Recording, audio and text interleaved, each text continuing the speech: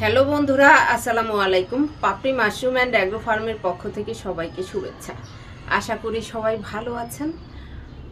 নতুন অবস্থাতে অনেকেই বলে থাকেন যারা আসলে ট্রেনিং কোথাও থেকে নেননি বা মাশরুম চাষ সম্পর্কে কোনো আইডিয়া নেই, তাদের মধ্যে একজনকে পেলাম যে 500 গ্রামের এক একটা স্পুন এতটা ছোট যে কেটে বসাতে অসুবিধা হয়, তাই এখানে কেটেছেন এবং উল্টা করে কেটেছেন। না, আপনি আপনার ইচ্ছা মতো কাটলে হবে না, আপনার ইচ্ছা মতো জায়গায় কাটলে হবে না, আমার ইচ্ছাতেও না। এটা মাশরুম চাষের কিছু নির্দিষ্ট নিয়মাবলী আছে, সেগুলো আপনাকে মেনে চলতে হবে এবং মেনে চললেই আপনি পর্যাপ্ত পরিমাণে মাশরুম পাবেন। তো এখানে স্পুনটা ছোটোর কি যুক্তি আমার জানা নেই। 800 গ্রাম বা 1 কেজির প্যাকেটে কেটে বসাতে সুবিধা, এটা আমি একেবারেই মানতে পারলাম না। কারণ 500 গ্রামের স্পুন থেকে আমরা তো অলরেডি চাষ করে আসছি দীর্ঘ সময়।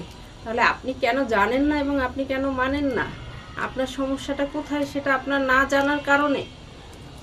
এটা যে কাটা আমি দেখিয়ে দিলাম, এটা জাস্ট মার্ক করে দেখিয়ে দিচ্ছি। ক্যাপিটাল ডি আকৃতি এখানে হবে কাটাটা, এখানে হবে কাঁধ বরাবর কাটাটা। এখন আপনি উল্টা করে কেটেছেন এখান থেকে ফলনটা কি ধরে রাখতে পারবে? অক্সিজেন কি ধরে রাখতে পারবে? পানি দিলে কি ধরে রাখতে পারবে? কোনোটাই পারবে না। তাহলে আপনি কিভাবে ফলন পাবেন? আর এটা ছোট জায়গা বলে যে আপনার কাটতে অসুবিধা, সম্পূর্ণ এটা ভুল ধারণা।